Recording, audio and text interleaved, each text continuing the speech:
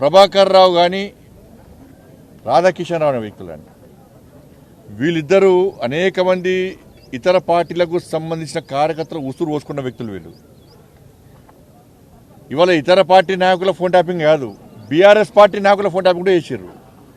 భార్య భర్తలుంటే ఫోన్ వినడమే, కొడుకు తల్లింటే ఫోన్ వినడమే, జడ్జిల ఫోన్లు కూడా ఫోన్ ట్యాప్ చేసారు జడ్జిలు కూడా. కాబట్టి జడ్జిలు కూడా ఫోన్ ట్యాప్ చేసారు. కాబట్టి దీన్ని సిబిఐకి ఇవ్వాల్సిన బాధ్యత రాష్ట్ర ప్రభుత్వం మీద ఉంది. రాధాకిషన్ రావు స్టేట్మెంట్లో పెద్ద ఆయనే కేసీఆర్ చెప్తే మేము ఫోన్ ట్యాపింగ్ చేస్తామని చెప్పి ఆయన స్టేట్మెంట్ ఇచ్చినప్పుడు నోటీస్ ఎవరికి ఇవ్వాలి? కేసీఆర్కు నోటీస్ ఇవ్వాలి. సిరిసిల్ల ఎవరి కేంద్రంగా జరిగింది? కేసీఆర్ కొడుకు కేంద్రంగా జరిగింది. మరి వాళ్ళిద్దరికి ఎందుకు నోటీసులు లేరు? అంటే ప్రభుత్వం వాళ్ళని కాపాడే ప్రయత్నం చేస్తున్నది. లోపాయికార ఒప్పందం, కాంగ్రెస్కును బీఆర్ఎస్కు లోపాయికార ఒప్పందం.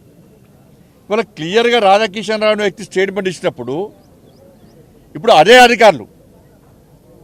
అదే అధికారుల వంగుల్లో మా బండి సంజయ్ ఫోన్ ట్యాపింగ్ చేసినాము, ఫలానా వ్యక్తులది ఫోన్ ట్యాపింగ్ చేసినామని చెప్పినప్పుడు మాకు నోటీస్ ఇచ్చినప్పుడు దీనికి కారకులైనటువంటి వ్యక్తులు కేసీఆర్ అని చెప్పినప్పుడు కేసీఆర్కు ప్రభుత్వం నోటీస్ చేయడానికి ఎందుకు వెనుకడుగు చేస్తున్నది? సిరిసిల్ల కేంద్రంగా ఫోన్ ట్యాపింగ్ చేసినప్పుడు కేసీఆర్ కొడుకు నోటీస్ ఇవ్వడానికి ఎందుకు వెనుకడుగు చేస్తున్నది?